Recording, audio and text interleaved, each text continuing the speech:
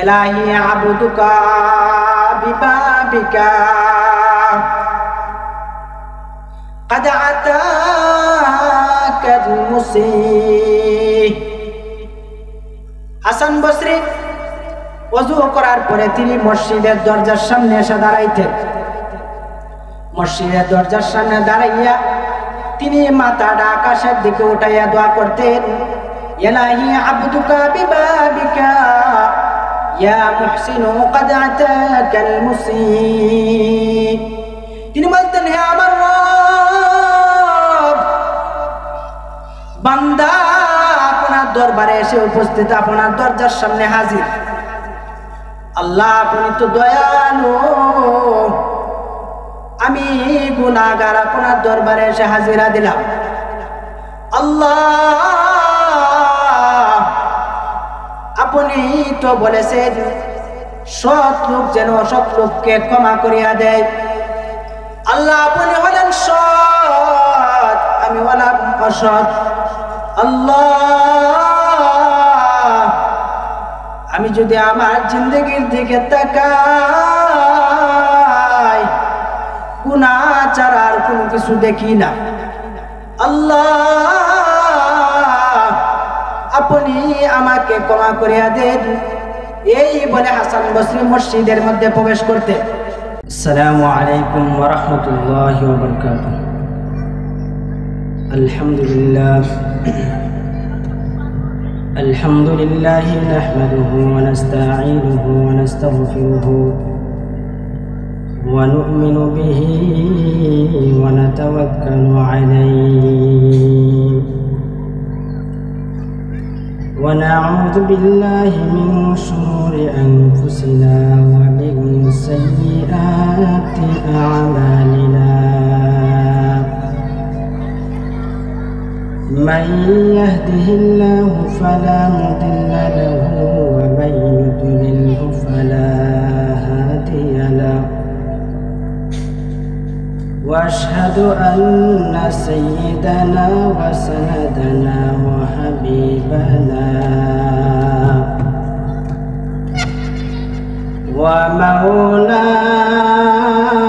ومولانا محمدا عبده ورسوله.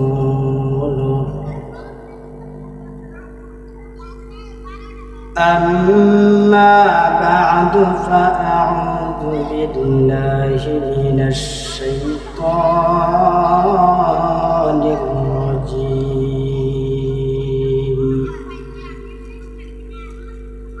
بسم الله الرحمن الرحيم.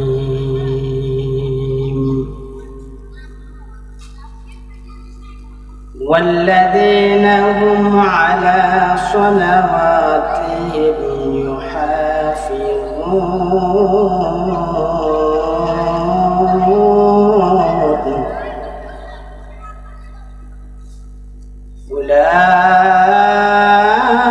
أولئك هم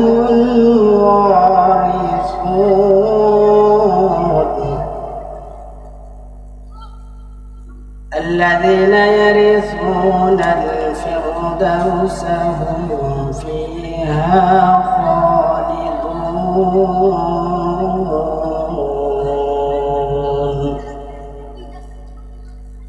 وقال النبي صلى الله عليه وسلم الصلاة عماد الدين، من أقامها فقد أقام الدين، ومن هدمها فقد هدم الدين، أو كما قال النبي عليه الصلاة والسلام. الحمد لمن قدر خيرا وخبالا، الحمد لمن قدر خيرا وخبالا، صور حسنا وجمالا والشكر لمن صور حسنا وجمالا فرد صمد عن صفة الخلق بريء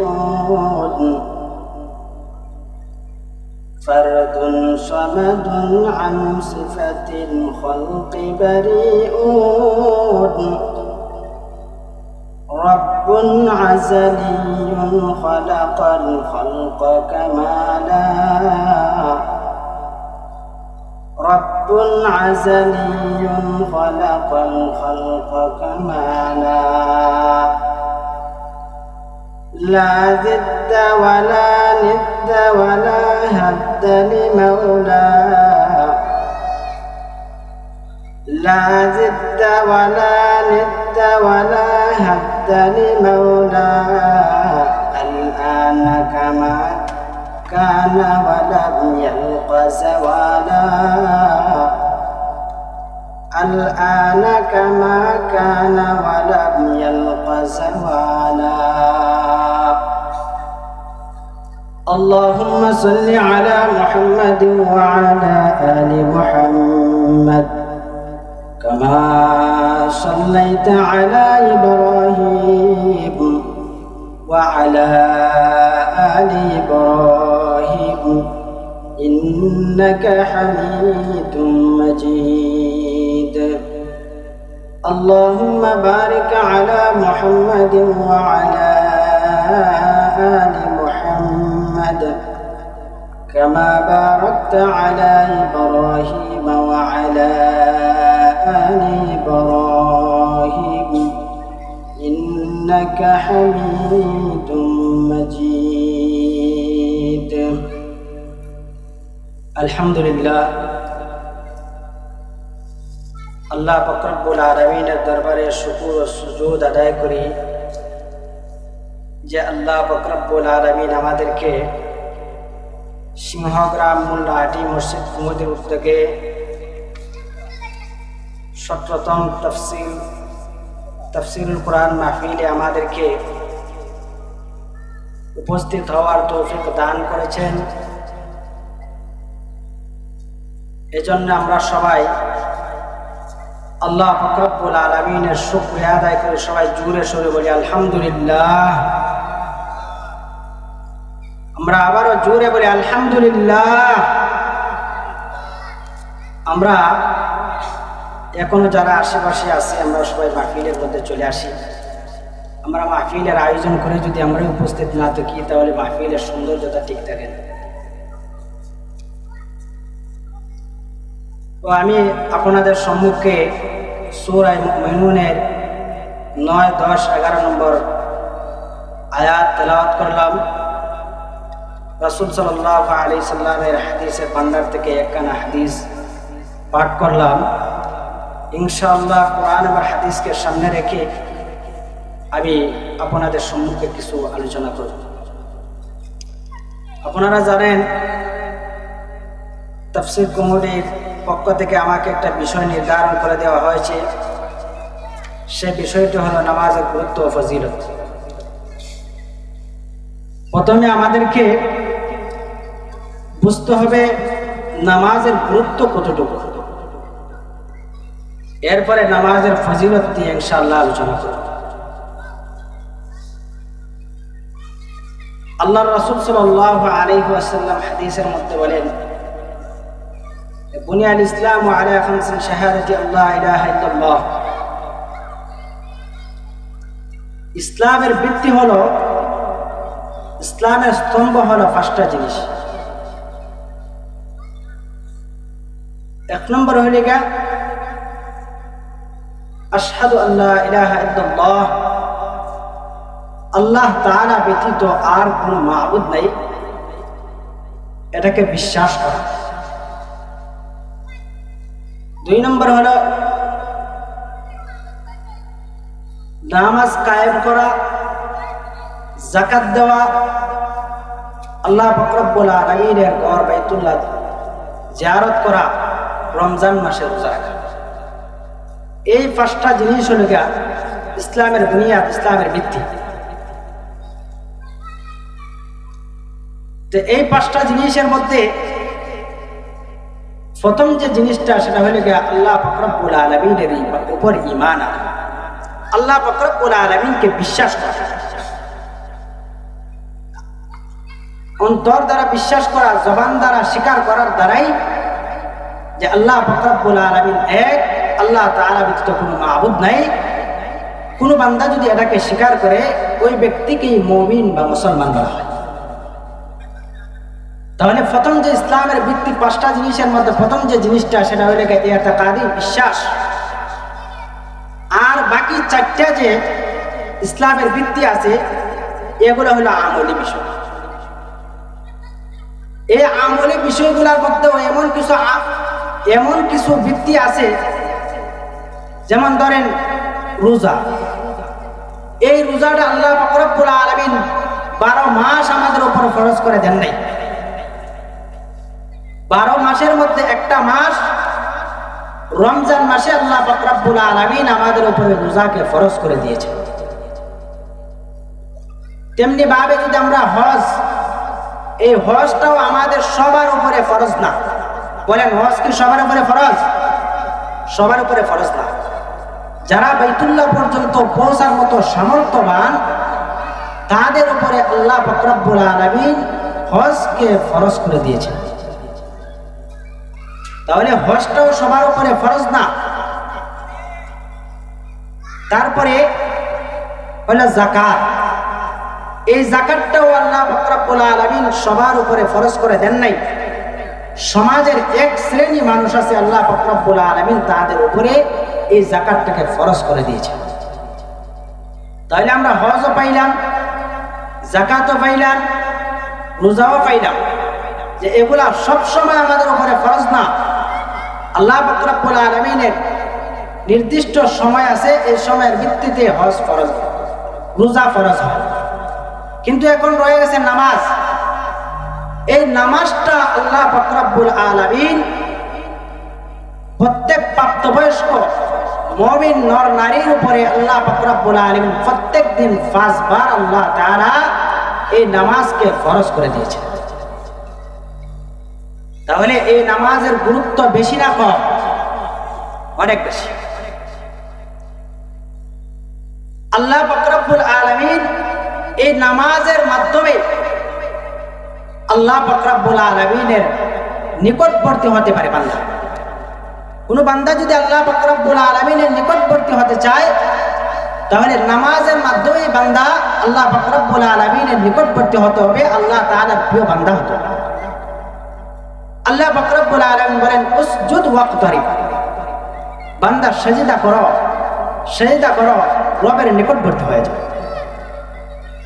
তেমনি ভাবে আল্লাহ রাসূল সাল্লাল্লাহু আলাইহি ওয়াসাল্লাম বলেন আকরাবু মা ইয়াকুনুল আবদু মির রাব্বিহি ওয়া হুয়া সাজিদুন।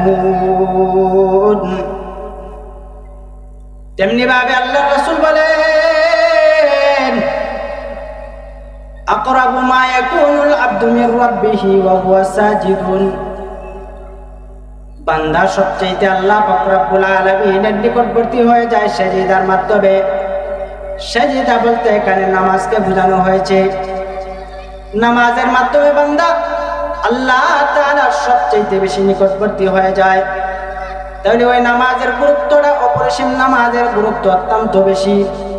ইসলামের ভিত্তিগুলোর মধ্যে একটা ভিত্তি আমরা পাইলাম যেটা আমাদের ঈমানের সঙ্গে, আমাদের বিশ্বাসের সঙ্গে আরো কিছু ভিত্তি আমরা পাইলাম যেগুলো আমলি বিষয়। এগুলাকে আল্লাহ পাক রব্বুল আলামিন সব সময় ফরজ করে দেন নাই। এগুলার মধ্যে কিছু আছে আল্লাহ পাক রব্বুল আলামিনের নির্দিষ্ট সময়ের জন্য আল্লাহ তাআলা ফরজ করে দিয়েছেন। আরো কিছু ভিত্তি এমন রয়েছে যেগুলো আল্লাহ পাক রব্বুল আলামিন সবার উপরে ফরজ করে দেন নাই, কিছু সংখ্যক মানুষের উপরে আল্লাহ পাক রব্বুল আলামিন ফরজ করে দিয়েছেন।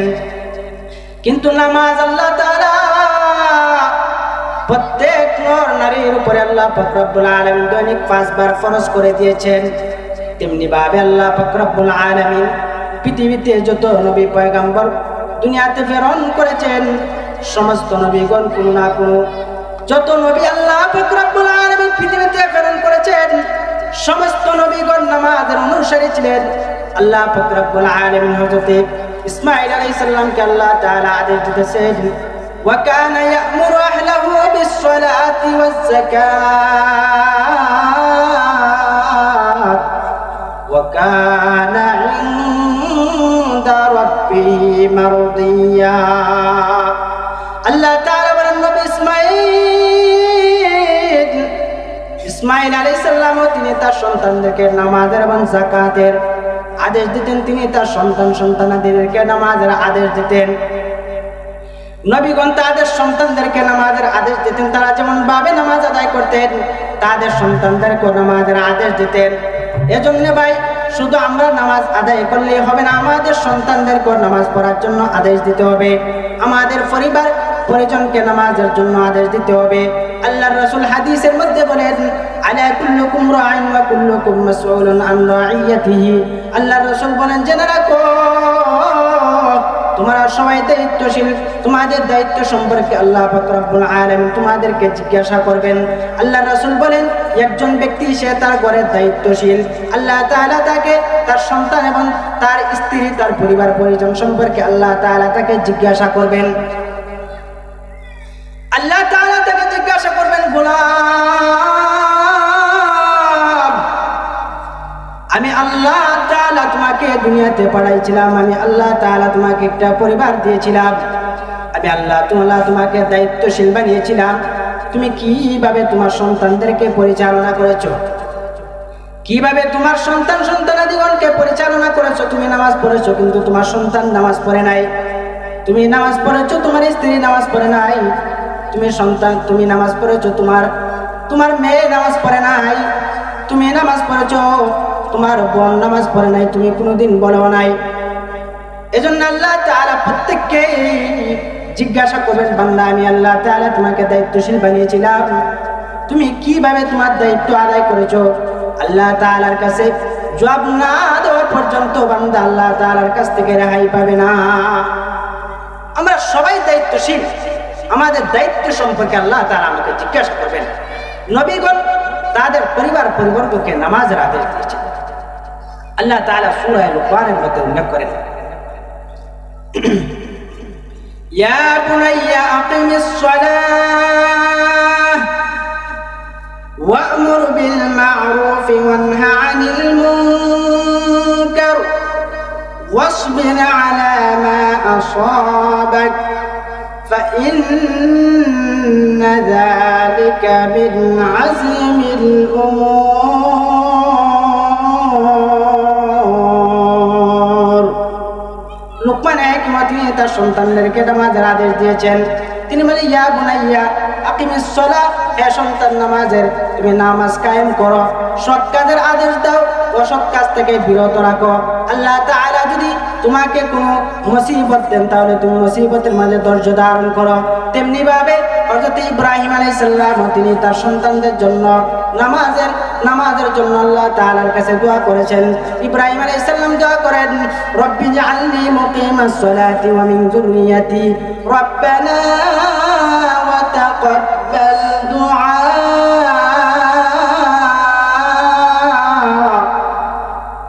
ইব্রাহিম আলাইহিস সালাম আল্লাহ তাআলার কাছে দোয়া করেন, রব, হে রব, আপনি আমাকে নামাজ কায়েমকারী এবং আপনি আমাদের পরিবারকে নামাজ কায়েমকারী হিসেবে কবুল করে আনেন।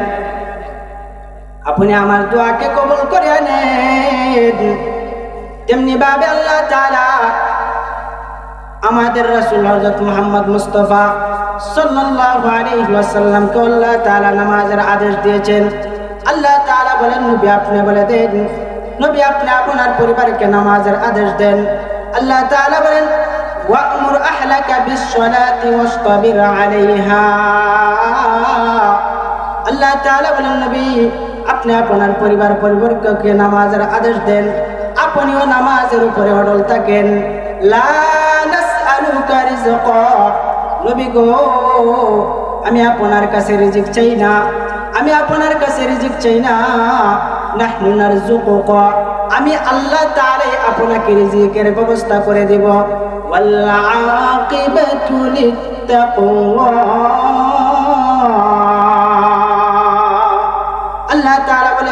শুভ পরিণাম হবে ফরেজগারদের জন্য। তাহলে আল্লাহ তাআলা যত পয়গম্বর দুনিয়াতে পাঠাইছেন সমস্ত নবীগণ নামাজের অনুসারী ছিলেন। আল্লাহ তাআলা মুসা আলাইহিস সালামের ক্ষেত্রে আল্লাহ তাআলা বলেন, ইন্নানি আনাল্লাহ লা ইলাহা ইল্লা আনা ফা'বুদনি ওয়া আকিমিস সালাতা লিযিকরি। আল্লাহ তাআলা বলেন, নবী মুসা আলাইহিস সালামের ক্ষেত্রে বলেন, নবী আপনি বলেন, ইন্নানি আনাল্লাহ, আমি আল্লাহ তাআলা ব্যতীত কোনো ইলাহ নাই, আমি আল্লাহ তাআলা ব্যতীত তোমাদের কোনো মাবুদ নাই। ফা'বুদনি, একমাত্র আমি আল্লাহ তাআলার ইবাদত করো। ওয়া আকিমিস সালাতা লিযিকরি, আমার শরণার্থে আমার নামাজ আদায় করো। তাহলে আল্লাহ তাআলা যত নবী দুনিয়াতে প্রেরণ করেছেন সমস্ত নবীগণ নামাজের অনুসারী ছিলেন। তাহলে বলেন নামাজের গুরুত্ব কম না বেশি? অনেক বেশি। শুধু তাই নয়, আল্লাহ পাক রব্বুল আলামিন যত বিধান দুনিয়াতে দিয়েছেন সমস্ত বিধানগুলো আল্লাহ পাক রব্বুল আলামিন জিবরাইলের মাধ্যমে নবীর কাছে পৌঁছে দিয়েছেন। আল্লাহ তাআলা জিবরাইল এর মাধ্যমে নবীর কাছে পৌঁছায় দিয়েছেন, আর জিবরাইল আয়া নবীকে বলছেন, নবী সাহাবায়ে কেরামদেরকে জানাচ্ছেন। কিন্তু নামাজের বিষয়টা ভিন্ন। নামাজের বিষয়টা আল্লাহ পাক রব্বুল আলামিন জিবরাইলের মাধ্যমে নবীকে জানায় দেন নাই। আল্লাহ তাআলা নবীকে আরশে আজিমের মধ্যে নিয়ে আল্লাহর রাসূলকে হাদিয়া স্বরূপ আল্লাহ তাআলা নামাজ দিয়েছেন। আল্লাহ রাসূল সাল্লাল্লাহু আলাইহি সাল্লাম মেরাজে গিয়েছিলেন না? মেরাজে গিয়েছিলেন আল্লাহ রাসূল সাল্লাল্লাহু আলাইহি ওয়াসাল্লাম। আল্লাহ তাআলা সূরা বনী ইসরাঈলের মধ্যে উল্লেখ করেন, সুবহানাল্লাযী আসরা বি'আবদিহি লাইলাম মিনাল মাসজিদিল হারাম ইলাল মাসজিদিল আকসাল্লাযী বারাকনা হাওলাহু লিনুরিয়াহু মিন আয়াতিনা ইন্নাহু হুয়াস সামিউল বাসীর। আল্লাহ তাআলা সুবহানাল্লাযী আসরা বি'আবদিহি লাইলাম মিনাল মাসজিদিল হারাম, ওই পবিত্র মহিমাময় আল্লাহ যিনি তার বান্দাকে, যিনি তার রাসূলকে, আল্লাযী আসরা বি'আবদিহি লাইলাম মিনাল মাসজিদিল হারাম ইলাল মাসজিদিল আকসা, যিনি মসজিদে হারাম থেকে মসজিদে আকসা পর্যন্ত তিনি সফর করে আছেন। আল্লাহ তাআলা বুরাকের মাধ্যমে নবীকে বাইতুল মুকাদ্দাসে নিয়ে গেছেন। আল্লাহ পাক রব্বুল আলামিন এক রাত্রিতে নবীকে আল্লাহ তাআলা আরশে নিয়ে গেছেন, আবার এক রাত্রিতেই আল্লাহর রাসূল সাল্লাল্লাহু আলাইহি সাল্লামকে আবার জমিনের মধ্যে পাঠিয়ে দিয়েছেন। আল্লাহর রাসূল যখন আল্লাহ পাক রব্বুল আলামিনের সঙ্গে সাক্ষাৎ করার পরে নবী চলে আসতেছেন, আল্লাহর রাসূল যখন আসতেছেন, নবী মেরাজে যাওয়ার পরে আল্লাহ তাআলা নবীকে তিনটা জিনিস হাদিয়া দিয়েছেন। এক নম্বর, আল্লাহ তাআলা নবীকে 50 ওয়াক্ত নামাজ দিয়েছেন। 2 নম্বর, সূরা বাকারার শেষ 2টা আয়াত দিয়েছেন। 3 নম্বর, নবীকে মুশরিক ব্যতীত নবীর যত গুনাহগার উম্মত আছে সব উম্মতদেরকে আল্লাহ তাআলা ক্ষমা করে দিবেন ঘোষণা দিয়ে দিয়েছেন। আল্লাহর রাসূল যখন আল্লাহ তাআলার সঙ্গে সাক্ষাৎ করার পরে নবী দুনিয়াতে আসতেছেন, আল্লাহর রাসূলের সঙ্গে সপ্তম আকাশ হযরত ইব্রাহিম আলাইহিস সালামের সঙ্গে সাক্ষাৎ হয়। হযরত ইব্রাহিম আলাইহিস সালামের সঙ্গে সাক্ষাৎ হওয়ার পরে ইব্রাহিম আলাইহিস সালাম কোনো কথা বলেন নাই। আল্লাহর রাসূল যখন ষষ্ঠ আকাশের মধ্যে আসলেন, ষষ্ঠ আকাশের মধ্যে আসার পর হযরত মুসা আলাইহিস সালামের সঙ্গে সাক্ষাৎ হয়। নবী মুসা রাসূলকে জিজ্ঞাসা করতেছেন, রাসূল গো, আল্লাহ তাআলা আপনাকে কি হাদিয়া দিয়েছেন? আল্লাহর রাসূল বলেন, আল্লাহ তাআলা আমার উম্মতকে 50 ওয়াক্ত নামাজ দিয়েছেন। নবী মুসা নবীকে বলতেছেন, ইরজি ইলা রাব্বিকা, এ রাসূল আপনি আপনার প্রভুর দরবারে আবার ফিরে যান। নবী, আল্লাহ তাআলা আপনাকে 50 ওয়াক্ত নামাজ দিয়েছেন, আপনি আবার আপনার প্রভুর দরবারে যান। ইন্না উম্মাতাকা লা তুতিকু যালিকা, কারণ আপনার উম্মত 50 ওয়াক্ত নামাজ আদায় করতে পারবে না। নবী গো, আপনি আবার আল্লাহ তাআলার কাছে যান, গিয়ে আল্লাহ তাআলাকে বলেন, আল্লাহ তাআলা যেন ওই বিষয়টাকে আরো সহজ করে দেন, আল্লাহ তাআলা যেন আরো কমায় দেন। আল্লাহর রাসূল আল্লাহ তাআলার দরবারে আবার গেলেন। আবার যাওয়ার পরে আল্লাহ তাআলা 5 ওয়াক্ত নামাজ কমায় দিলেন। নবী আবার যখন আইতেছেন, আবার মুসা আলাইহিস সালামের সঙ্গে সাক্ষাৎ হয়ে গেল। মুসা আলাইহিস সালাম আবার জিজ্ঞাসা করলেন আল্লাহ তাআলা কি করেছেন? আল্লাহর রাসূল বলেন, আল্লাহ তাআলা 5 ওয়াক্ত কমায় দিয়েছেন। এইভাবে আল্লাহর রাসূল 9 বার আল্লাহ তাআলার সঙ্গে সাক্ষাৎ করার পরে আর 5 ওয়াক্ত নামাজ বাকি রয়েছে। এবার নবী মুসা বলেন, নবী গো, আপনি আবার আল্লাহ তাআলার দরবারে যান। আপনি আবার আল্লাহ তাআলার দরবারে গিয়ে বলেন, আল্লাহ তাআলা যেন আরো কমায় দেন। কারণ নবী, ইন্নী কাদ বালাগতু বনি ইসরাঈলা, আমি বনি ইসরাঈলকে আমি পরীক্ষা করেছি। আমার অভিজ্ঞতা থেকে বলতেছি গো, আপনার উম্মত দুর্বল, তারা 50 ওয়াক্ত নামাজ আদায় করতে পারবে না, 5 ওয়াক্ত নামাজও তারা সঠিকভাবে আদায় করতে পারবে না। আল্লাহ রাসূল বলেন, নবী মুসা,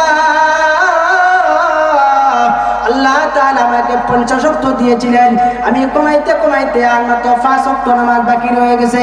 এখন যদি আমি আমার রবের দরবারে যাই, আমার লজ্জা লাগে গো। আমার রব যদি এই 5 ওয়াক্ত কমায় দেন, আমি আমার উম্মতের জন্য কি নিয়ে যাব? আল্লাহ রাসূল বলেন, আমার লজ্জা করে, আমি আর পারবো না। আল্লাহ রাসূল যখন 5 ওয়াক্ত নিয়ে উম্মতের হাদিয়া নিয়ে যখন রাসূল দুনিয়াতে আসতেছেন, এমন সময় আল্লাহ তাআলা কোরআনে আয়াত নাযিল করে নবীকে জানা দেন, নবী গো, আপনি আপনার উম্মতকে জানা দেন, মা ইউবাদদালুল কওলু লাদাইয়া ওয়া মা আনা বিযাল্লামিন লিল আবিদ। নবী আপনি জানা দেন, আমি আল্লাহ তাআলা কখনো আমার কথার কোনো পরিবর্তন করি না। মা ইউবাদদালুল কওলু লাদাইয়া ওয়া মা আনা বিযাল্লামিন লিল আবিদ। আমি আমার বান্দাদের প্রতি আমি জুলুম করি না। আমি আল্লাহ বান্দাদেরকে 50 ওয়াক্ত নামাজ দিয়েছিলাম। কোন বান্দা যদি সঠিকভাবে 5 ওয়াক্ত নামাজ আদায় করতে পারে, আমি আল্লাহ কথা দিলাম, আমি বান্দাকে 50 ওয়াক্ত নামাজ পড়লে যে পরিমাণ সওয়াব হইতো, ওই 5 ওয়াক্ত নামাজ পড়ার দ্বারা আমি আল্লাহ তাআলা তাকে 50 ওয়াক্ত নামাজ পড়ার সওয়াব দিয়ে দিব। সবাই জোরে বলেন সুবহানাল্লাহ। তাহলে বলেন, নামাজের গুরুত্ব কম না বেশি? অনেক বেশি। আল্লাহ তাআলা যত হুকুম আহকাম দিয়েছেন, সবগুলো আল্লাহ তাআলা জিবরাইলের মাধ্যমে আল্লাহর রাসূলের কাছে পাঠিয়ে দিয়েছেন। কিন্তু নামাজটা আল্লাহ তাআলা জিবরাইলের মাধ্যমে পাঠান নাই, আল্লাহ নবীকে দাওয়াত দিয়ে আরশে আজিমের মধ্যে হাদিয়া হিসেবে দিয়েছেন। সুবহানাল্লাহ। শুধু তাই নয়, আল্লাহ রাসূল সাল্লাল্লাহু আলাইহি সাল্লামের শেষ দিকে আল্লাহ রাসূল যখন অসুস্থ হয়ে পড়লেন, আল্লাহ রাসূল ওই সময় কেমন নামাজের প্রতি কেমন গুরুত্ব ছিল আল্লাহ রাসূলের। আম্মা আয়েশা রাদিয়াল্লাহু তাআলা আনহা বলেন, লাম্মা সাকুলান নবী সাল্লাল্লাহু আলাইহি ওয়াসাল্লাম ওয়াশতাদ্দা বিহি ওয়াজহুহু, আল্লাহ রাসূল সাল্লাল্লাহু আলাইহি সাল্লাম যখন অসুস্থ হয়ে গেলেন, আল্লাহ রাসূল যখন অসুস্থ হয়ে গেলেন, ফাস্তাযানা আজওয়াজাহু, আল্লাহর রাসূলের অন্যান্য স্ত্রীর কাছে আল্লাহর রাসূল অনুমতি চাইলেন। আল্লাহর রাসূলের অসুস্থ দিনগুলো যেন আমার ঘরের মধ্যে আল্লাহ রাসূল কাটাইতে পারেন, আইয়ুবার রাজা ফি বাইতিহি, বাকি দিনগুলো যেন আমি আল্লাহর রাসূলের সেবা করতে পারি, এজন্য আল্লাহর রাসূলের অন্যান্য স্ত্রীর কাছে অনুমতি চাইলেন আমার ঘরে থাকার জন্য। আল্লাহর রাসূল সাল্লাল্লাহু আলাইহি সাল্লাম যখন বাইর হলেন, আল্লাহর রাসূলের অসুস্থতা এমন ছিল, আল্লাহর রাসূল হাঁটতে পারেন না। তাকুত্তু রিজলাহু ফিল আরদি, আল্লাহর রাসূল দুইজন ব্যক্তির কাঁধের উপরে ভর দিয়ে আল্লাহর রাসূল হাঁটতেছেন। পা মুবারক মাটির মধ্যে ছেঁচড়া যাইতেছে, মাটির মধ্যে রাসূলের পা মুবারকের দাগ পড়ে যাইতেছে। রাসূল হারতে পারেন নাই। আল্লাহর রাসূল যখন সামনে অগ্রসর হলেন, আল্লাহর রাসূল আম্মা জান আয়েশা রাদিয়াল্লাহু তাআলা আনহাকে বলেন, হে আয়েশা, আসল্লান নাস, হে আয়েশা তুমি আমাকে বলো না, মানুষরা কি নামাজ পড়েছে? মানুষ কি নামাজ পড়েছে? আম্মা জান আয়েশা বলেন, কুলনা লা ওয়া হুম ইয়ানতাযিরুনাকা ইয়া রাসূলুল্লাহ। আম্মা জান আয়েশা বলেন, না না ইয়া রাসূলুল্লাহ, তারা নামাজ পড়ে নাই, তারা আপনার জন্য অপেক্ষা করতেছে। আল্লাহর রাসূল আম্মা জান আয়েশাকে বললেন, আমার জন্য গোসলের পানি নিয়ে আসো, আমি গোসল করব। আম্মা জান আয়েশা গোসলের পানি নিয়ে আসলেন। গোসলের পানি নিয়ে আসার পরে আল্লাহর রাসূল সাল্লাল্লাহু আলাইহি সাল্লাম গোসল করলেন। গোসল করার পরে আল্লাহর রাসূল দাঁড়ালেন, ফাউমিয়া আলাই, আল্লাহর রাসূল আবার বেহুশ হয়ে পড়ে গেলেন। আল্লাহর রাসূল কিছুক্ষণ বেহুশ হয়ে থাকার পরে আবার যখন রাসূলের হুঁশ ফিরে আসলো, আল্লাহর রাসূল আবার জিজ্ঞাসা করেন, আসল্লান নাস, মানুষ কি নামাজ পড়েছে? আম্মা জান আয়েশা বলেন, না না, মানুষগণ আপনার জন্য অপেক্ষা করতেছে। আল্লাহর রাসূল আবার বললেন, আমার জন্য পানি নিয়ে আসো, আমি গোসল করব। আবার আল্লাহর রাসূলের জন্য পানি নিয়ে আসা হলো। আল্লাহর রাসূল গোসল করলেন। আল্লাহর রাসূল চাইলেন উঠে দাঁড়াইবেন, আবার রাসূল বেহুশ হয়ে পড়ে গেলেন। রাসূল কিছুক্ষণ বেহুশ হয়ে যাওয়ার পরে যখন রাসূলের জ্ঞান আসলো, আল্লাহর রাসূল আবার জিজ্ঞাসা করলেন, আয়েশা রে, আসল্লান নাস, মানুষ কি নামাজ পড়েছে? আর আম্মা জান আয়েশা রাদিয়াল্লাহু তাআলা আনহা বলেন, না ইয়া রাসূলুল্লাহ, তারা নামাজ পড়ে নাই, তারা আপনার জন্য অপেক্ষা করতেছে। ওয়ান নাসু ওয়াকুফুন ফিল মাসজিদি ইয়ানতাযিরুনা আন-নাবিয়্য সাল্লাল্লাহু আলাইহি ওয়াসাল্লাম লিসালাতিল ইশাইল আখিরা। হে রাসূলুল্লাহ, মানুষগণ এখনো নামাজ পড়ে নাই, তারা আপনার জন্য অপেক্ষা করতেছে। মানুষগণ এখনো নামাজ পড়ে নাই, তারা আপনার জন্য অপেক্ষা করতেছে, আপনি গিয়ে নামাজের ইমামতি করবেন। আল্লাহর রাসূল সাল্লাল্লাহু আলাইহি সাল্লাম অসুস্থতা এমন বৃদ্ধি পেয়েছে যে রাসূল ইমামতিও করতে পারেন নাই। আল্লাহর রাসূল খবর পাঠাইলেন আবু বকর রাদিয়াল্লাহু তাআলা আনহুর কাছে, যাও আবু বকরকে জানা দাও, আবু বকর যেন আজকে মানুষের ইমামতি করে। আবু বকর রাদিয়াল্লাহু তাআলা আনহু ইমামতি করলেন। আম্মা জান আয়েশা রাদিয়াল্লাহু তাআলা আনহা বলেন, আল্লাহর রাসূল সাল্লাল্লাহু আলাইহি সাল্লাম মানুষদের মতো আমাদের সঙ্গে ডং করতেন, আমাদের সঙ্গে মজা করতেন, কিন্তু যখন মুয়াজ্জিন মাইকের মধ্যে যখন আযান দিয়ে দেয়, যখন নামাজের সময় হয়ে যায়, মুয়াজ্জিন যখন আযান দিয়ে যায়, আল্লাহর রাসূলের অবস্থা পরিবর্তন হয়ে যায়। আল্লাহ রাসূল আমাদের সঙ্গে মজা করতেন, কিন্তু মুয়াজ্জিন যখন আযান দিয়ে দেয়, রাসূলের অবস্থা পরিবর্তন হয়ে যায়। রাসূল আমাদের কাছ থেকে এমন ভাবে বিদায় নিয়ে যাইতেন, রাসূল আমাদের কাছ থেকে এমন ভাবে বিদায় নিয়ে যাইতেন যেমন রাসূল আমাদেরকে চিনেন না, রাসূল আমাদেরকে চিনেন না, এমন ভাবে রাসূল আমাদের কাছ থেকে বিদায় নিয়ে যেতেন। আল্লাহ রাসূল সাল্লাল্লাহু আলাইহি ওয়াসাল্লাম মুমূর্ষু অবস্থায় উম্মতের জন্য আল্লাহ রাসূল বলে গেছেন, আল্লাহ রাসূল সব সময় মুমূর্ষু অবস্থায় শেষ সময় আল্লাহ রাসূল উম্মতের জন্য ওসিয়ত করে গেছেন, আসসালাত আসসালাত। আল্লাহ রাসূল শেষ সময় আল্লাহ রাসূল উম্মতের জন্য নসিহত করে গেছেন, নামাজ নামাজ, তোমরা নামাজ পড়বা, সঠিকভাবে নামাজগুলো আদায় করবা। ইত্তাকুল্লাহা ফীমা মালাকাত আইমানুকুম, তোমরা আল্লাহ তাআলাকে ভয় করবা, তোমাদের অধীনস্থ বান্দাদের ক্ষেত্রে আল্লাহ তাআলাকে ভয় করবা, তাদের অধিকারগুলো আদায় করবা। আল্লাহ তাআলা প্রথমে তার আল্লাহ তাআলার হক, তারপরে বান্দার হকের কথা আল্লাহ তাআলা উল্লেখ করলেন। তাহলে নামাজের গুরুত্ব অত্যন্ত বেশি। আমরা রাসূলের আমল দ্বারা, আম্বিয়া কেরামের আমল দ্বারা আমরা বুঝতে পারলাম সমস্ত নবীগণ তারাও নামাজের অনুসারী ছিলেন। আল্লাহ রাসূল সাল্লাল্লাহু আলাইহি সাল্লামের শেষ জামানায় উম্মতের জন্য যে জিনিসটা ওসিয়ত করে গেলেন, নসিহত করে গেলেন, সেটাও ছিল আল্লাহ রাসূল নামাজের কথা বলে গেছেন। আল্লাহ রাসূলের এবার আসেন সাহাবায়ে কেরামের কাছে কেমন নামাজের গুরুত্ব ছিল। সাহাবায়ে কেরামের কাছে নামাজের গুরুত্বটা কেমন ছিল? আল্লাহ রাসূল সাল্লাল্লাহু আলাইহি ওয়াসাল্লাম এর সাহাবা হযরত মুআয ইবনে জাবাল রাদিয়াল্লাহু তাআলা,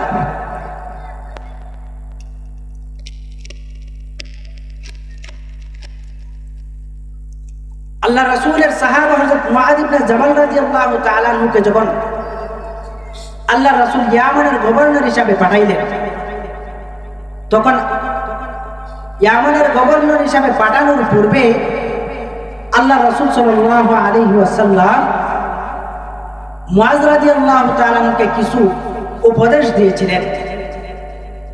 সেই উপদেশের মধ্যে আল্লাহ রাসূল সর্বপ্রথম ঈমানের পরে নামাজের কথাকে আল্লাহ রাসূল উল্লেখ করেছিলেন। আল্লাহ রাসূল হযরত মুআজ রাদিয়াল্লাহু তাআলা আনহুকে বলেন,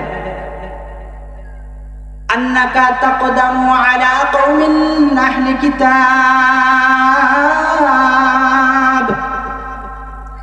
ফালইয়াকুন আউওয়ালা মা তাদউহুম ইবাদাতুল্লাহি আযজা ওয়া জাল্লা। আল্লাহর রাসূল হযরত মুআজকে বলেন, মুআজ, আমি তোমাকে এমন একটা জাতির কাছে পাঠাইতেছি যে জাতিগুলো হলো আহলে কিতাব। ওই আহলে কিতাবদের কাছে আমি তোমাকে পাঠাইতেছি। সর্বপ্রথম তোমার কাজ হলো তুমি যখন তাদের কাছে যাইবা, যাওয়ার পরে ফালইয়াকুন আউওয়ালা মা তাদউহুম ইবাদাতুল্লাহি আযজা ওয়া জাল্লা। সর্বপ্রথম তুমি তাদেরকে আল্লাহ তাআলার ইবাদতের দাওয়াত দিবা। সর্বপ্রথম তুমি তাদেরকে ঈমানের দিকে তাদেরকে আহ্বান করবা। ফাইদা আরাফুল্লাহ, যখন তারা আল্লাহ তাআলাকে চিনে নিবে, যখন তারা আল্লাহ তাআলার প্রতি ঈমান আনবে, ফাআখবিরুহুম আন্নাল্লাহা ফারাযা আলাইহিম খামসা সালাওয়াতিন ফি ইয়াওমিহিম ওয়া লাইলাতিহিম। তারপরে তুমি তাদেরকে জানা দিবে আল্লাহ তাআলা তাদের উপরে দিনে রাতে 5 ওয়াক্ত নামাজ ফরজ করে দিয়েছেন। হে মুআজ, তুমি তাদেরকে ঈমানের দাওয়াত দেওয়ার পরে সর্বপ্রথম তুমি তাদেরকে নামাজের কথা জানা দিবা। আল্লাহ তাআলা তাদের উপরে 5 ওয়াক্ত নামাজ ফরজ করে দিয়েছেন। তারপরে তুমি তাদেরকে বলবা আল্লাহ তাআলা তাদের উপরে যাকাত ফরজ করে দিয়েছেন। এমনভাবে আল্লাহ তাআলা সাহাবায়ে কেরামদেরকে এমনভাবে নামাজের ক্ষেত্রে গুরুত্ব দিতে দিয়েছেন। সাহাবায়ে কেরামরাও নামাজের গুরুত্ব দিয়েছেন। সাহাবায়ে কেরামের কাছে নামাজের গুরুত্ব অত্যন্ত বেশি ছিল। আমিরুল মুমিনিন হযরত ওমর রাদিয়াল্লাহু তাআলা আনহু যখন ফজরের নামাজের মধ্যে ছিলেন, ফজরের নামাজের মধ্যে থাকা অবস্থায় একজন ব্যক্তি এসে হযরত ওমর রাদিয়াল্লাহু তাআলাকে ছুরি দ্বারা আঘাত করেছে। হয়তো ওমর রাদিয়াল্লাহু তাআলাকে ছুরি দ্বারা আঘাত করার পরে হযরত ওমর রাদিয়াল্লাহু তাআলা আনহু মুমূর্ষ অবস্থায় তিনি সামনে হযরত আব্দুর রহমান ইবনে আউফ রাদিয়াল্লাহু তাআলাকে সামনে বাড়ায় দিলেন। সামনে বাড়ায় দিয়ে তিনি বললেন, তুমি মানুষদের ইমামতি করো। হযরত ওমর রাদিয়াল্লাহু তাআলা আনহু যখন সকালের আলো যখন কিছু ফর্সা হয়ে যাওয়ার পরে তিনি মানুষদেরকে জিজ্ঞাসা করতেছেন, আসল্লান নাস, মানুষরা কি নামাজ পড়েছে? মানুষ কি নামাজ পড়েছে? তারা বলল হ্যাঁ, মানুষগুলো নামাজ পড়েছে। তখন হযরত ওমর বলেন, ইন্নাহু লা আযযা ফিল ইসলামি লি আহাদিন তারাকাস সালাত। হযরত ওমর বলেন, যে ব্যক্তি নামাজ পরিত্যাগ করে ওই ব্যক্তির ইসলামের মধ্যে কোনো অংশ নাই। পরবর্তীতে হযরত ওমর রাদিয়াল্লাহু তাআলা আনহু তিনি তার বাকি নামাজগুলো তিনি আদায় করে নিলেন। তাহলে হযরত ওমর রাদিয়াল্লাহু তাআলা আনহু ছুরি দ্বারা আঘাত করা হয়েছে। আঘাত করার পরেও তিনি মুমূর্ষ অবস্থায় তিনি খোঁজ নিতেছেন মানুষকে নামাজ পড়েছে, তিনি নামাজের প্রতি কেমন গুরুত্ব দিয়েছেন। খলিফাতুল মুসলিমিন হযরত ওমর রাদিয়াল্লাহু তাআলা আনহু যখন তিনি খলিফাতুল মুসলিমিন, তিনি তার রাজ্যের সমস্ত কর্মকর্তাদের কাছে চিঠি পাঠাইছেন। ইন্না আহাম্মা আমরিকুম ইনদি আস-সালাত। তিনি কর্মকর্তাদের কাছে এই বলে চিঠি পাঠাইছেন, তোমাদের যে কাজকর্ম আছে এই কাজকর্মের মধ্যে সবচেয়ে গুরুত্বপূর্ণ বিষয় হলো আমার কাছে নামাজ। তোমাদের যে কাজ আছে এই কাজকর্মের মধ্যে সবচেয়ে গুরুত্বপূর্ণ জিনিস হলো আমার কাছে নামাজ। যে ব্যক্তি নামাজের হেফাজত করবে সে তার দ্বীনকে হেফাজত করবে।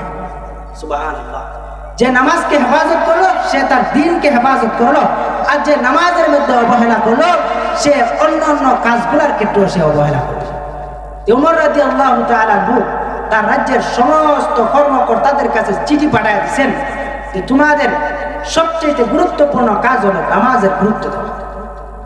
তাহলে বলেন, সাহাবায়ে কেরামের কাছে নামাজের গুরুত্ব কম ছিল না বেশি ছিল? বেশি ছিল। এবার আসেন, আমরা জানতে পারলাম আম্বিয়া কেরামও নামাজের অনুসারী ছিলেন, সাহাবায়ে কেরামের কাছে নামাজের গুরুত্ব অপরিসীম ছিল। এবার আসেন আমাদের সালাফদের কাছে নামাজের গুরুত্ব কেমন ছিল। আল্লাহ রাসূল সাল্লাল্লাহু আলাইহি ওয়াসাল্লামের জামানায় কোনো ব্যক্তি নামাজ পরিত্যাগ করত না। এমনকি মুনাফিক যারা ছিল, যারা আল্লাহ রাসূলের সামনে আইসা বলতো আমি ইসলাম ধর্ম গ্রহণ করেছি, কাফেরদের কাছে গিয়া বলতো যে আমি তো ইসলাম ধর্ম গ্রহণ করি নাই। এরা হলো মুনাফিক। বলেন এরা কারা? মুনাফিক। মুনাফিকরাও আল্লাহ রাসূলের জামানায় নামাজ কি করে নাই? পরিত্যাগ করে নাই। মুনাফিকরাও আল্লাহ রাসূলের জামানায় নামাজ পরিত্যাগ করে নাই। কেন? কারণ নামাজের মাধ্যমে পরিচয় করা হতো ওই ব্যক্তি মুমিন না কাফের। যে নামাজ পরিত্যাগ করতো তাকে কাফের বলা হতো, সে মুমিন না, সে কাফের। তো আল্লাহ রাসূলের পরিবর্তিতে সাহাবায়ে কেরাম, তাবি ইমামগণ, পরিবর্তী ইমামগণ যারা ছিলেন তারা সবাই নামাজের প্রতি খুব গুরুত্ব দিতেন, নামাজের প্রতি। বিখ্যাত তাবি হাসান বসরি রাহমাতুল্লাহি আলাইহি, তিনি কেমন ছিলেন, নামাজের প্রতি কেমন গুরুত্ব ছিল তার। হাসান বসরি রাহমাতুল্লাহি আলাইহি যখন নামাজের সময় হতো, নামাজের সময় হওয়ার সাথে সাথে যখন তিনি ওযু করার জন্য দাঁড়াইতেন, তার চেহারাটা বিবর্ণ হয়ে যেত। এক ব্যক্তি জিজ্ঞাসা করে, আপনি যখন নামাজের ওযু করেন তখন আপনার এই অবস্থা হয় কেন? আপনার চেহারার মধ্যে ভয় দেখতে পাই কেন? তখন হাসান বসরি বলেন, তোমরা বুঝো না, যখন মুয়াজ্জিন আযান দেয়, আমি যখন ওযু করার জন্য দাঁড়াই তখন আমি ওই জিনিসটা চিন্তা করি, আমি তো পরাক্রমশালী মহান আল্লাহ তাআলার দরবারে হাজিরা দেওয়ার জন্য দাঁড়াইছি। আমি তো আল্লাহ তাআলার দরবারে হাজিরা দেওয়ার জন্য দাঁড়াইছি। আমার ভয়ে আমার চেহারা বিভিন্ন হয়ে যায়। আমার চেহারা ভয়ে, আমার চেহারার মধ্যে ভয়ের চিহ্ন ফুটে উঠে। কেমন তারা নামাজ পড়তেন।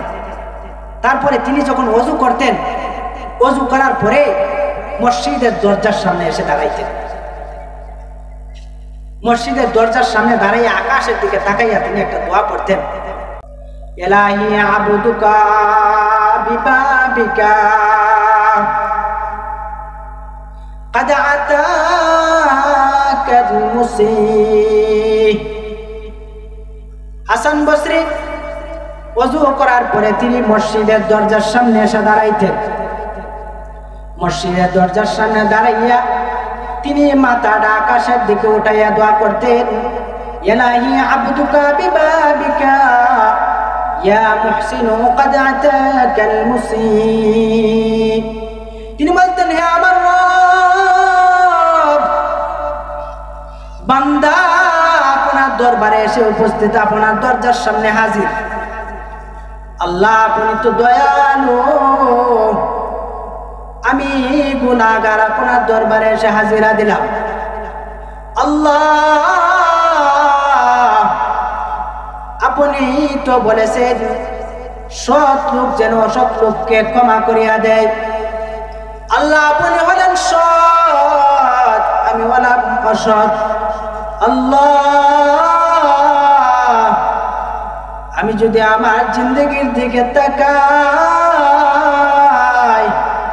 গুনাহ ছাড়া আর কোনো কিছু দেখি না। আল্লাহ আপনি আমাকে ক্ষমা করিয়া দেন। এই বলে হাসান বসরি মসজিদের মধ্যে প্রবেশ করতে। তেমনি ভাবে ইসলাম বলেন, আমি হাতিমে বলকিকে জিজ্ঞাসা করলাম, হাতিমে বলকি আপনি কিভাবে নামাজ আদায় করেন? আরেকজন তাবি তিনি ছিলেন হাতিমে বলকি রাহমাতুল্লাহি আলাইহি। ইসলাম বলেন, আমি হাতিমে বলকিকে জিজ্ঞাসা করলাম, হাতিমে বলকি আপনি কিভাবে নামাজ আদায় করেন? হাতিমে বলকি বলেন, মুয়াজ্জিন যখন আযান দেয়, আযান দেওয়ার পরে আমি ওযু করি, ওযু করার পরে আমি আল্লাহ তাআলার সামনে এমন ভাবে দাঁড়াই, আমি কল্পনা করি সামনে কাবা, সামনে বাইতুল্লাহ, আমি যেভাবে দাঁড়াইছি আমি ফুলসিরাতের ফুলের উপরে দাঁড়াইছি, আমি ফুলসিরাতের ফুলের উপরে দাঁড়াইছি। আমার ডানে জান্নাত, আমার ডানে জাহান্নাম। আমার ডানে জান্নাত, আমার বামে জাহান্নাম। আজরাইল আমার মাথার উপরে। জানি না কখন জানি আজরাইল আমার জানটা কবজ করে নিয়ে যাবে। আর আমি মনে মনে কল্পনা করি হয়তো এটাই আমার জীবনের শেষ নামাজ হবে। হাতেমে বলকে বলেন, আমি মনে মনে ভয় করি, জানি না এই নামাজ পড়ার পরে আমি আর কোন নামাজ পড়তে পারবো কিনা। কারণ দুনিয়াটাই হলো আল্লাহ তাআলার ইবাদত বন্দি করার জায়গা। কারণ মরার পরে মানুষ আফসোস করবে, আল্লাহ তাআলার কাছে আবেদন করবে, আল্লাহ আপনি যদি আমাকে দুনিয়ায় পাঠাইতে তাহলে আমি আল্লাহ আপনার ইবাদত বন্দিগি করতাম। বান্দা আল্লাহ তাআলার কাছে বলবে, লাআল্লি আ'মালু সালিহান ফীমা তারাকতু কাল্লা। আল্লাহ আপনি যদি আমাকে দুনিয়ায় পাঠাইতেন তাহলে আমি নেককারদের অন্তর্ভুক্ত হয়ে যাইতাম। তেমনি ভাবে হাতিমে বলকি বলেন, আমি যখন নামাজের মধ্যে দাঁড়াই আমি কল্পনা করি এটাই আমার জীবনের শেষ নামাজ, আর মনে হয় আমি কোনো নামাজ পড়তে পারবো না। ইসলাম রহমতুল্লাহি আলাইহি হাতিমে বলকিকে বলেন, আপনি এভাবে কত বছর যাবত নামাজ আদায় করতেছেন? হাতিমে বলকি বলেন, আমি 30 বছর পর্যন্ত আমি এভাবে রবের ইবাদত করতেছি। সুবহানাল্লাহ। কয় বছর? 30 বছর যাবত এইভাবে আল্লাহ তাআলার ইবাদত করতেছি। আমরা তো নামাজে দাঁড়াইলে দুনিয়ার যত কল্পনা আছে সব নামাজে দাঁড়াইলে ইয়াদ হয়, ঠিক না? নেই নামাজে দাঁড়াইলে পরে সারা দিন যা করছি সব স্মরণ হয় নামাজে দাঁড়াইলে। কোন কাজ বাকি রয়ে গেছে এটাও স্মরণ। কিন্তু হাতিমে বলকি বলেন, আমি যখন নামাজে দাঁড়াই আমার অবস্থাটা এমন হয়ে যায়, আমি কল্পনা করি আমি বাইতুল্লাহর সামনে দাঁড়াইছি, আমি ফুল সিরাতের উপরে, আমার সামনে বাইতুল্লাহ, আমি ফুল সিরাতের উপরে দাঁড়াইয়া রয়েছি। আমার ডানে জান্নাত, আমার বামে জাহান্নাম। আজরাইল আমার মাথার উপরে, জানি না কখন জানি আমার জানটা কবজ করে দিয়েছে। তো হাতিমে বলকি বলেন, হাতিমে বলকি কোনদিনও তার জামাতে নামাজ পড়েন, ওরা তিনি সবসময় জামাতের সহিত নামাজ পড়তেন। কখনো তার জামাতের সহিত নামাজ ছুটে নাই, তিনি কখনো তার জামাত ছুটে নাই। একবার তার জামাত ছুটে গিয়েছে, তিনি কান্না করতেছেন, হায় রে আমি জামাতে নামাজ আদায় করতে পারলাম না। তার জামাতে নামাজ ছুটে যাওয়ার কারণে তাকে সান্ত্বনা দেওয়ার জন্য তার রাজ্যের কিছু মানুষ আইছে, আইয়া বলতেছে আপনার জামাত ছুটে যাওয়ার কারণে আমরা আপনার জন্য আমরা শোক প্রকাশ করতেছি। হাতিমে বলকি বলেন, আজকে যদি আমার একটা সন্তান মারা যাইত তাহলে পলকের সমস্ত রাজ্যের অর্ধেক মানুষ আমার জন্য শোক প্রকাশ করত, কিন্তু আমার আজকে জামাতের সহিত একটা নামাজ ছুটে যাওয়ার কারণে গোটা কয়েকজন মানুষ আমাকে শোক প্রকাশ করতেছে। আরে আফসোস লাগে, দুনিয়ার মুসিবত আখিরাতের মুসিবতের চাইতে দুনিয়ার মুসিবত মানুষের কাছে বেশি গুরুত্বপূর্ণ হয়ে গেছে। দুনিয়ার মুসিবত মানুষের কাছে বেশি গুরুত্বপূর্ণ হয়ে গেছে। আজকে যদি আমার একটা সন্তান মারা যেত, মানুষ আমার সন্তানের জন্য কান্না করত, আমার রাজ্যের অর্ধেক মানুষ আমার সন্তানের জন্য কান্না করত, কিন্তু আমার একত্র নামাজ ছুটে যাওয়ার কারণে গোটা কয়েকজন মানুষ আমাকে সান্ত্বনা দিতেছে। তাহলে দুনিয়ার বিষয়গুলা আমাদের কাছে অগ্রগণ্য হয়ে গেছে আখিরাতের চাইতে। তাহলে আমরা এই আলোচনা দ্বারা কি বুঝলাম? সমস্ত নবীগণ নামাজের অনুসারী ছিলেন। আল্লাহর রাসূলের শেষ ওসিয়ত ছিল উম্মতদেরকে নামাজের দিকে, নামাজের ওসিয়ত করে গিয়েছেন।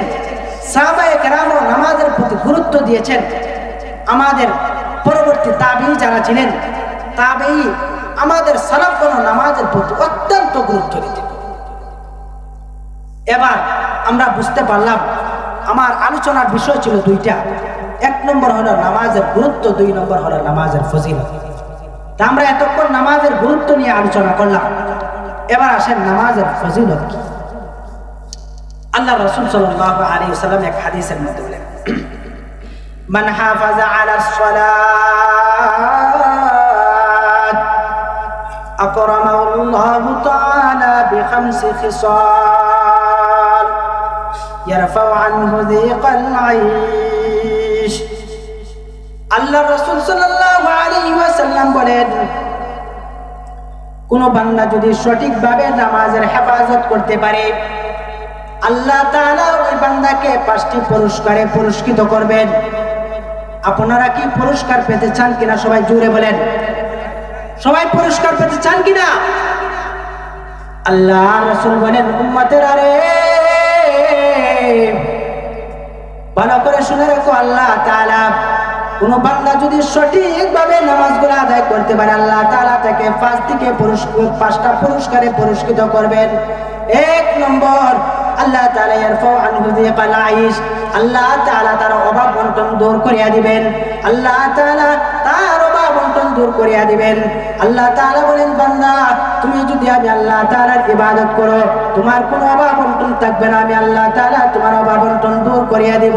কিন্তু আমাদের অবস্থা হলো ভিন্ন। আমরা মনে করি যদি আমরা কাজের ফাঁকে যদি আমরা 10টা মিনিট আল্লাহ তাআলার ইবাদত বন্দেগী করি, তাহলে মনে হয় আমার অনেক সময়গুলো নষ্ট হয়ে যাবে। না না ভাই, আমরা যদি সঠিকভাবে 5 ওয়াক্ত নামাজ আদায় করতে পারি, আল্লাহ তাআলা আমাদের রিজিকের মধ্যে বরকত দান করবেন, আল্লাহ তাআলা রিজিক বাড়ায় দিবেন। আল্লাহ তাআলা নবীকে বলেন, নবী আপনি জানায় দেন, নবী আপনি জানায় দেন, তারা যদি আমি আল্লাহ পাক রব্বুল আলামিনের ইবাদত বন্দেগী করে, তাহলে আমি আল্লাহ তাআলা তাদের রিজিকের মধ্যে বরকত দান করে দেব। আল্লাহ তাআলা বলেন, ওয়া মান ইয়াত্তাকিল্লাহা ইয়াজআল লাহু মাখরাজা ওয়া ইয়ারযুকুহু মিন হাইসু লা ইয়াহতাসিব। আল্লাহ তাআলা বলেন, যে ব্যক্তি আল্লাহ তাআলাকে ভয় করে, আল্লাহ তাআলাকে যে ব্যক্তি ভয় করবে, আল্লাহ তাআলা তার সমস্ত সংকীর্ণতাকে দূর করে দিবেন। আল্লাহ তাআলা তাকে এমন জায়গা থেকে আল্লাহ তাআলা তার রিজিকের ব্যবস্থা করে দিবেন, বান্দা কোনোদিন কল্পনা করে নাই যে আল্লাহ তাআলা আমাকে এই রিজিক দিবেন। এরকম হয়নি মাঝে মাঝে, কোনোদিন কল্পনা করে নেই যে আজকে খাইব, এরকম আসেনি? তাহলে বলেন, রিজিকের ব্যবস্থা কে করে দিয়েছেন? আল্লাহ তাআলা করে দিয়েছেন। আল্লাহ তাআলা চাইলে বান্দাকে বিনা কষ্টে খাওয়াইতে পারতেন, বলেন পারতেন কিনা? পারতেন। কিন্তু আল্লাহ তাআলা চান বান্দা আল্লাহর উপরে ভরসা রেখে তুমি কাজকর্ম করো, আল্লাহ তাআলা তোমার কাজের মধ্যে বরকত দান করে দেন।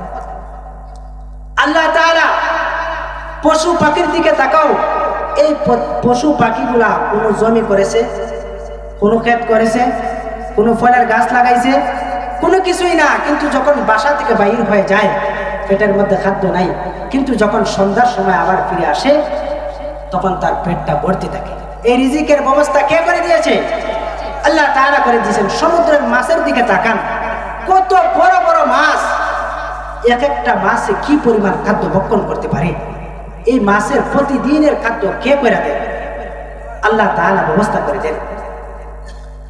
তাহলে আল্লাহ তাআলা চাইলে বান্দাকে বিনা কষ্টে আল্লাহ তাআলা খাওয়াইতে পারতেন।